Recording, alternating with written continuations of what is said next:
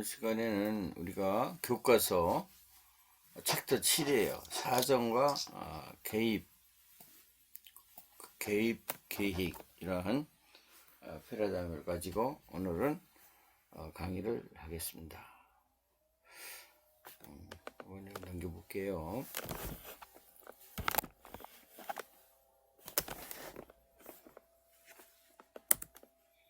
네, 사정이라고 하면 어세스멘트라고 하죠. 우리 사회복지에선 사정이 계획하다, 미리 조사해보다, 또 치료하다, 그러한 뜻을 가지고 있습니다. 사정의 개념. 그래서 사정은 클리언트의 문제와 상황을 이해하기 위하여 개입을 위한 계획을 연결하는 것으로 클리언트의 문제가 무엇인지 이해하고 문제의 원인을 규명하며 이것을 해결하거나 감소시킬 수 있는 방법에 대해 전문적인 판단을 하는 그러한 과정이라고 하겠습니다. 가족사정이란 가족을 하나의 단어로 보고 가족 내 내부 및 외부 요인 그리고 이들 양자 간의 상호 작용 등을 피하기 위해 자료를 수집 및 분석하고 종합하는 과정이다. 사정의 특성을 보겠어요. 지속 과정. 사정은 접수와 자료 수집이 끝난 후에 처음에 이제 우리가 자료 수집을 배웠잖아요.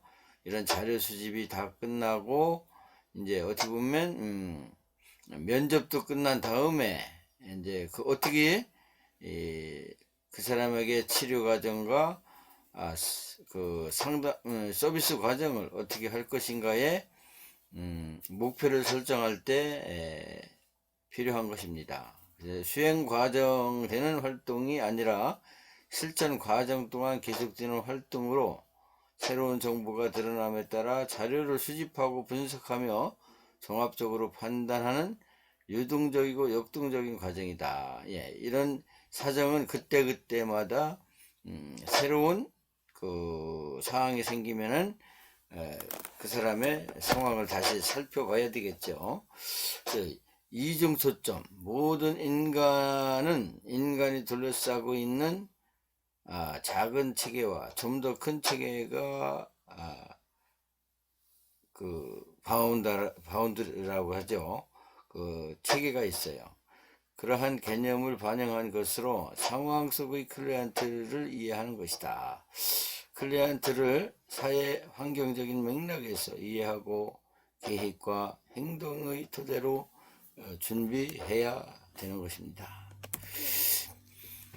그래서 사정의 특징의 세 번째를 보면 사정은 클리언트와 사회복지사의 상호작용으로 이루어지는 것이고 즉 사회복지사의 일방적인 판단이 아니라 클리언트의 반응을 이해하고 반영시키는 것이 중요한 것이죠. 네 번째는 사고 전개 과정이에요.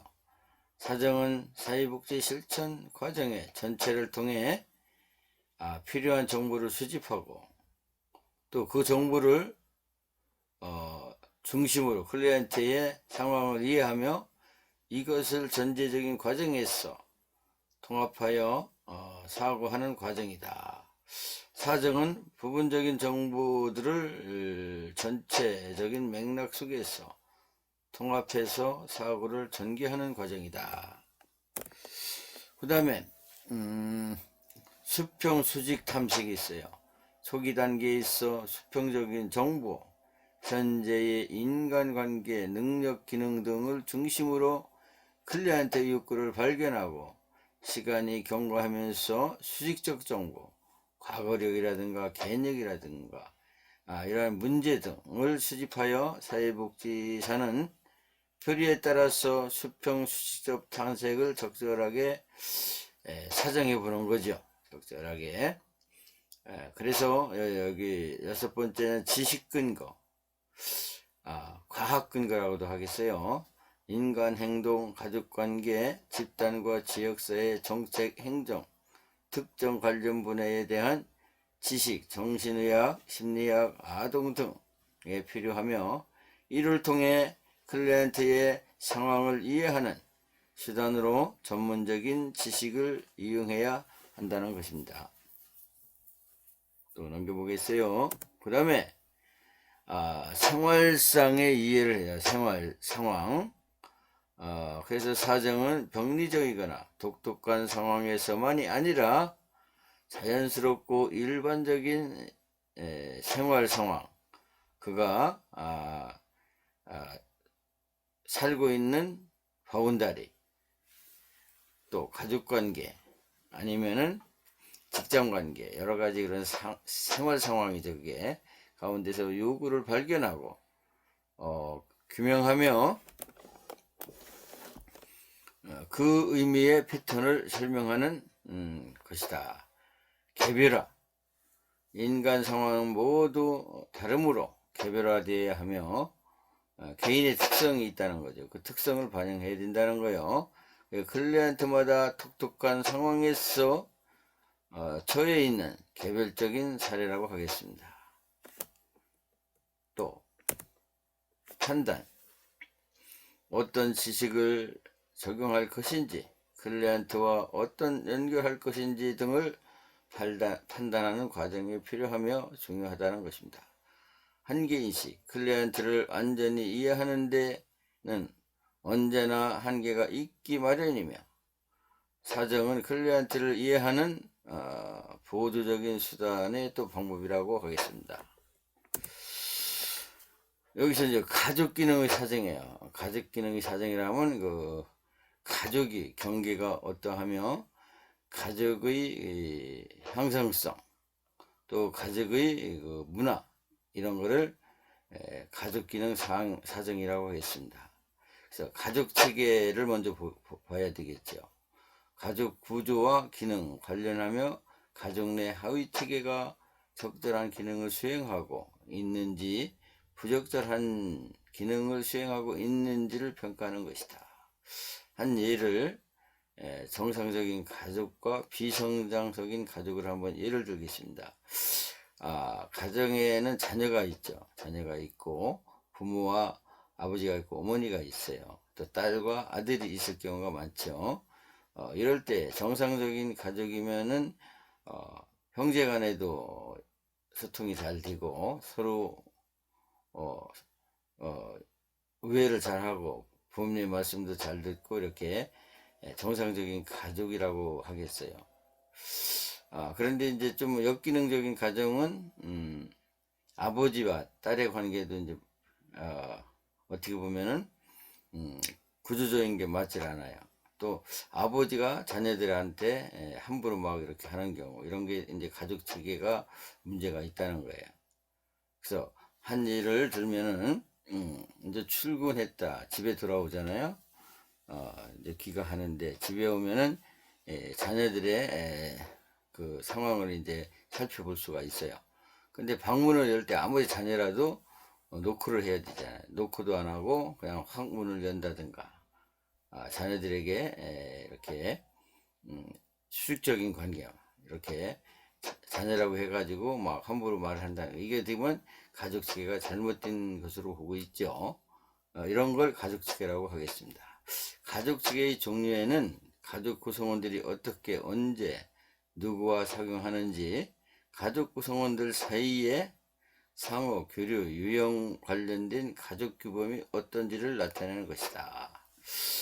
부부 하위 체계는 부부의 성장과 발달에 필요한 정서적 환경을 제공하고 서로 상대방의 요구에 부응하여 상호 만족을 제공하는 단계이다.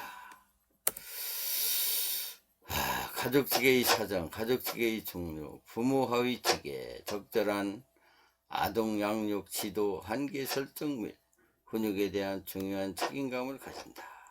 형제 자매 하위 체계, 아동의 첫 번째 또래 집단으로 이러한 하위 체계에 참여함으로써 아동은 협상, 협동, 경쟁, 상호 지지, 그리고 이후에 친구에 대한 애착 유형을 발전시킨다.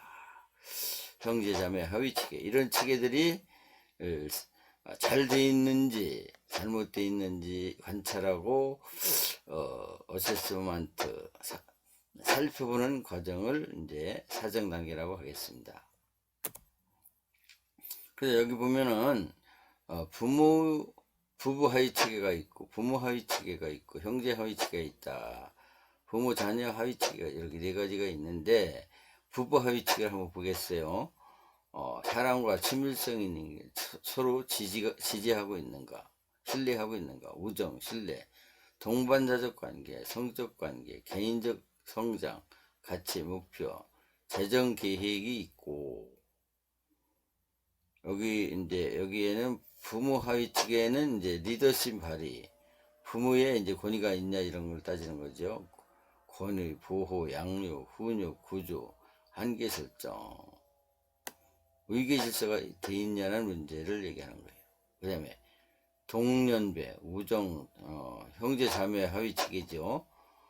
우정, 동료, 놀이친구, 뭐 부모의 애정, 기간 후에도 가족 생활을 지속하고 가족의 머무름.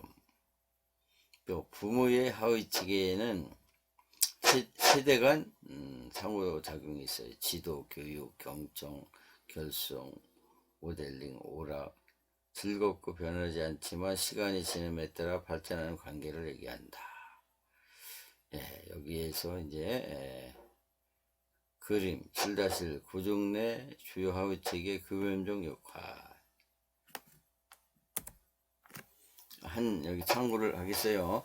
상담 시 가족 측의 사정에 의한 질문 법이에요. 자, 한번 보겠어요. 부모의 관계에 어떤 설명해 주세요. 자녀를 양육하는데 어떠한 어려움이 있나요? 하위 체계를 물어보는 거예요.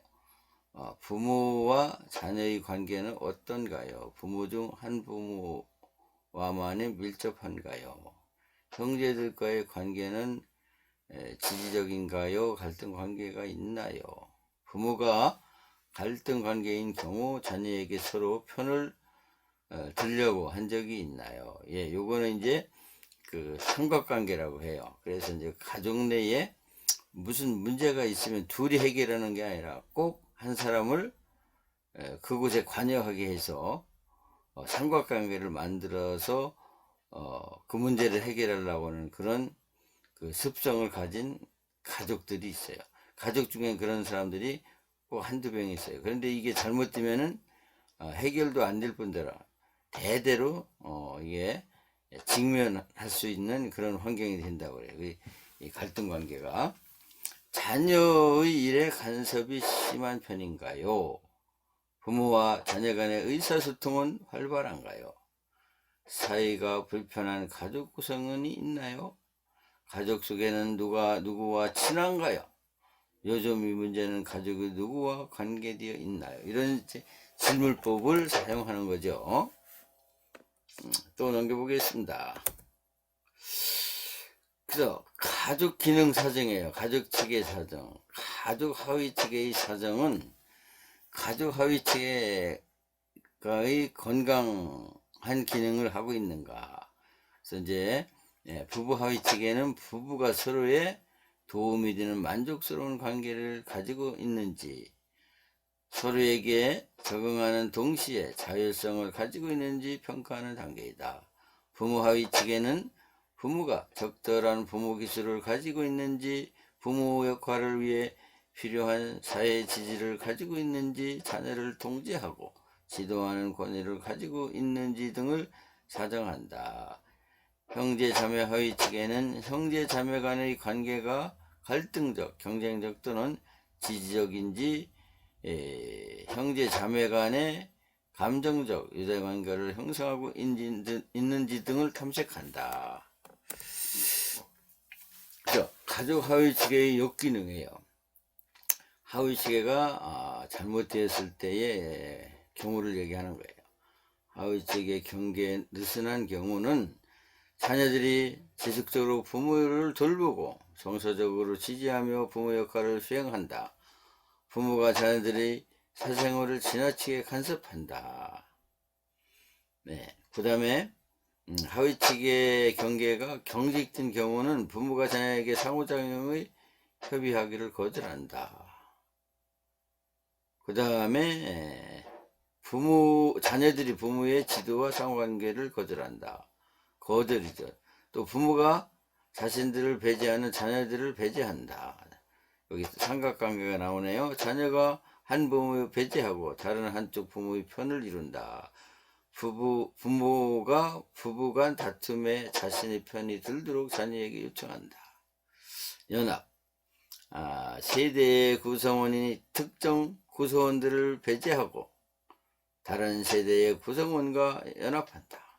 예를 들어 한쪽 부모가 주부모와 연합하거나 부모를 배제하고 주부모가 손자와 연합한다. 이런 것들이 이제 삼각관계와 비슷한 건데 이건 또 연합이라고 그래요. 한쪽에 쏠리는 그런 그 정서적인 체계를 연합관계이다.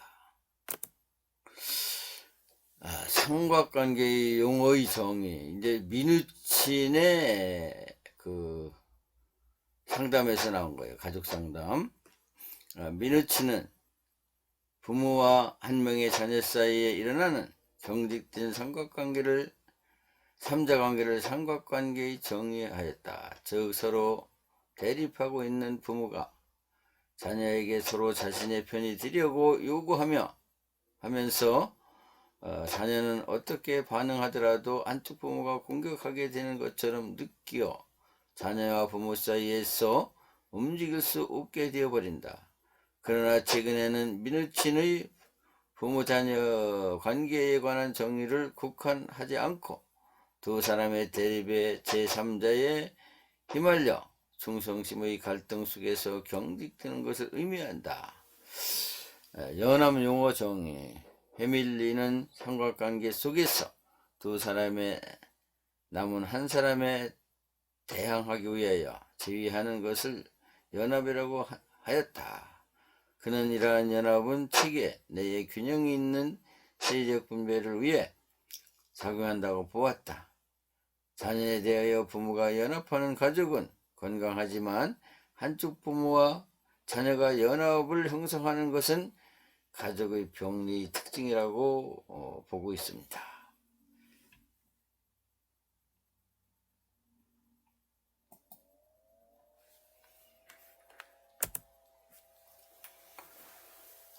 여기서 이제 가족 규칙에 관한 이제 사정, 가족 규칙이라고 하면 어떻게 보면 이제 가족에서의 그 가족 간의 유래라든가 그 가족의 기능에 있어 위계 질서가 제대로 되어 있는지 이런 게 규칙이라고 하겠습니다. 그래서 가족 구성원들 간의 상호작용 어떤 지속적인 규칙을 따르는데 그 규칙은 가족의 하나의 단으로 잘 기능하도록 특정을 이루고 조절하며 안정되도록 돕는 것이다. 가족에서 기능적인 규칙은 필요하나 역기능적인 규칙은 가족 문제를 양상하게 되므로 가족 규칙을 사정해 봐야 된다. 그래서 기능적인 가족 규칙이에요. 잘 기능하는 가족에서는 규칙의 변화하는 상황에 따른 변화를 고려하며 모든 가족 구성원이 자신의 의견을 자유롭게 말할 수 있다. 우리 가족에서는 모든 사람의 생각과 아이디어가 중요하다. 가족들이 무조건적으로 동의하고 똑같은 것을 좋아해야 할 필요가 없다. 가족들이 느끼는 감정, 상처, 분노, 비판, 기쁨에 대해 솔직하게 이야기하는 것이 좋다. 가족 구성원과 의견 차이가 생기면 이를 해결하는 것이 중요하다. 실수가 인정하고 사과하는 것이 좋다. 다른 가족의 구성원들이 이해하고 지지해 줄 것이다. 네, 이렇게 가족 규칙이 잘 돼 있는 가족의 한계를 말하고 있습니다. 또 남겨보겠어요. 그래서 여러분 가족 규칙의 사정이에요. 역기능적인 가족 규칙이에요. 역기능적인 가족 규칙. 역기능이란 뭐예요? 잘못된 걸 얘기하는 거지요. 역기능적인 가족은 역기능적인 규칙이 따르는데, 역기능적 규칙이란 대부분의 내밀한 규칙들로서 그들은 대부분 감정이 교환이 관계되어 있어서 가족에게 고통을 이제 야기하는 거예요. 서로 의사소통이 안 되는 거죠. 우리 집에서 아버지만 결정할 수 있으며 다른 가족 구성원 아버지의 의견을 일치하지 않는 한 이를 표현할 수 없다. 예, 너무 권위적이죠. 이것도 어떻게 되면 가족 규칙의 이제 문제라고 보겠습니다. 또 넘겨볼게요. 그래서 어머니와 함께 있을 때 입조심해야 한다. 화를 낼 수 있으니까 논쟁에서 반드시 이겨야 한다. 결혼생활 15년 남편 허락 없이 머리 스타일을 바꾸거나 옷을 사지 못한다. 가정의 화목을 위해 부정적인 감정이나 갈등에 표현되면 안 된다. 만일 내가 친밀하게 말할 수 없다면 어떤 것도 말하지 말아라.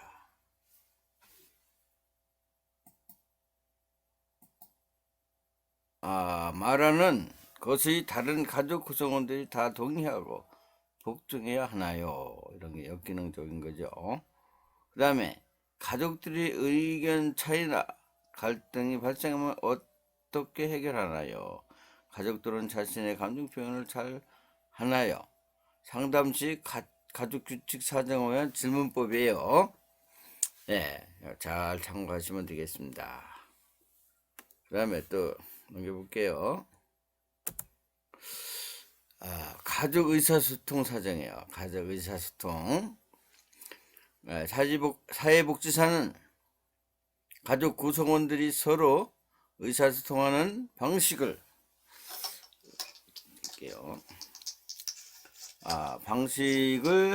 방식을 주의 깊게 경청함으로써 가족관계에 대한 중요한 실마리를 얻을 수 있는데 가족의 의사소통 메시지의 언어적 비언어적 요소가 일치하는지 자정해야 한다.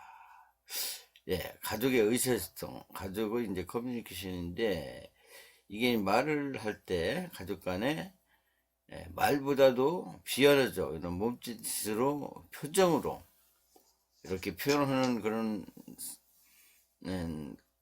과정도 많아요. 이걸 잘 사회복지사는 관찰해서 적용을 해야 된다는 거예요. 의사소통의 종류는 언어적 의사소통이에요.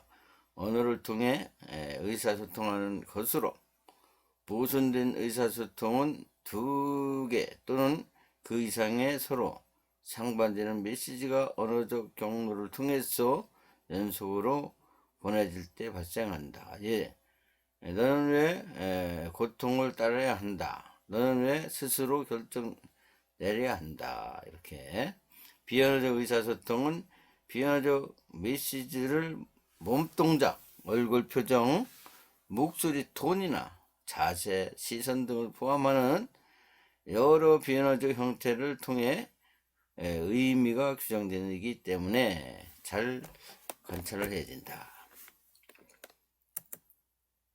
그 다음에 기능적인 의사소통을 얘기했어요. 기능적인 의사소통. 기능적인 의사소통은 언어적 메시지와 비언어적 메시지가 일치한다. 또 의사소통하는 관계가 편하고 정직하고 자존심에 대한 위협이 거의 없다.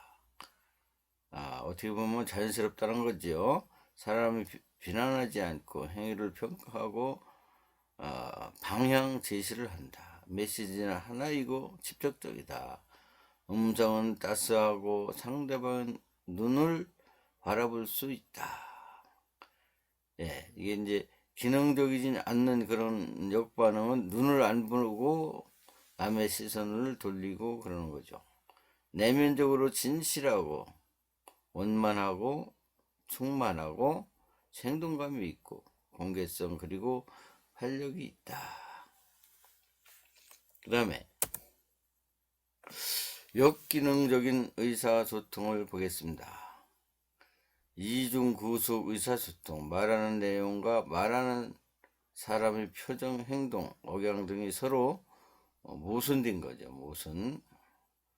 한 예를 들면 부모가 아이에게 뭐뭐야, 엄마는 뭐뭐를 세상에 제일 사랑한다라고 말하면서 전혀 얼굴엔 따뜻한 표정이 없고, 아이가 가까이 올 경우 아이를 밀어내고 아이가 뒤로 물러서면서 너는 엄마를 사랑하지 않는구나라고 말함으로써 아이가 가까이 갈 수도 물러날 수도 없게 되는 그런 경우를 얘기하는 것이죠. 행동과 표정과 전혀 틀리고 말하고 그의 감정하고는 전혀 다른 관계를 엮이는지 의사소통이라고 하겠습니다.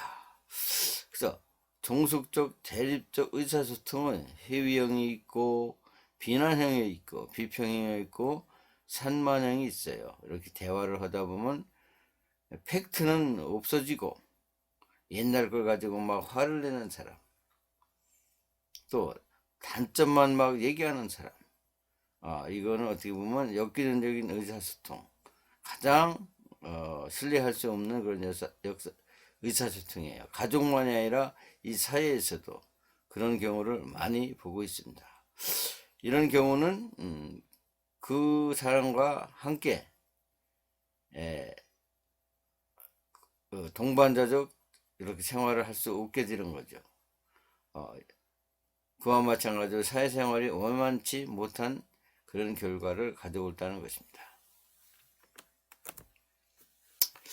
사티어의 이제 가족 상담이에요.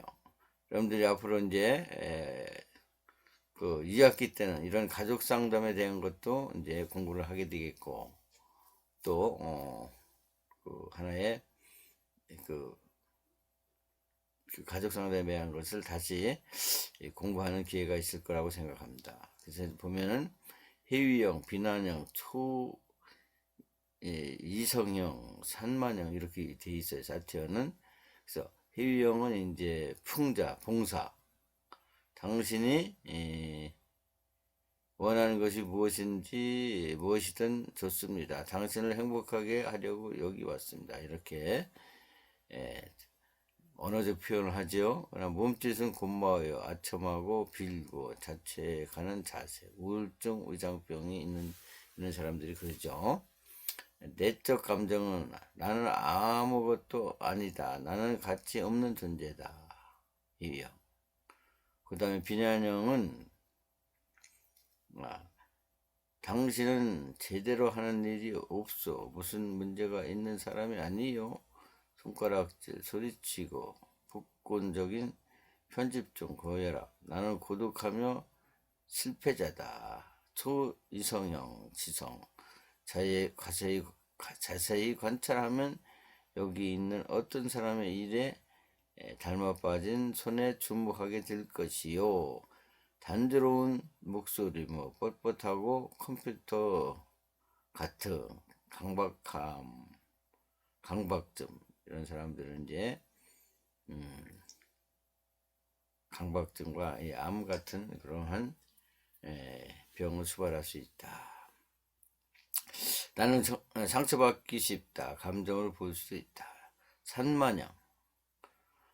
산만형은 이제 자발성, 다른 사람에 대한 말과 무관한 말을 한다. 예를 들어 가족들이 언쟁이 벌이면 오늘 식사는 무엇이지라고 묻는다. 그래서 분단한 움직임과 짓거린, 산만한, 정신병, 편두통 있는 사람이 그러죠. 아무도 나를 바라보지 않는다. 내가 설 자리가 없다. 내적 감정. 또 넘겨보겠습니다. 참고 당시 가족 의사소통의 사정을 질문배예요. 부모 간, 부모, 자녀 간의 의사소통은 얼마란가? 서로 이야기하고 싶은 부분은 직접적이고 솔직하게 표현하나요? 가족을 의식해서 본인의 생각이나 감정을 표현하지 않는 경우가 있나요? 가족 간의 갈등을 발생하였을 때 가장 의견을 주장하는 사람은 누구인가요? 또한 잘못을 시시비에 따르면 편한 사람도 무엇인가요? 가족 간의 대화를 할 때 말은 내용과 표정, 말투를 맞지 않게 하는 가족 구성원이 있나요? 가족의 역기능적 의사소통은 체크리스트를 활용하여 알아본다. 예, 오늘은 여기까지 하겠습니다. 네, 수고들 많이 하셨습니다.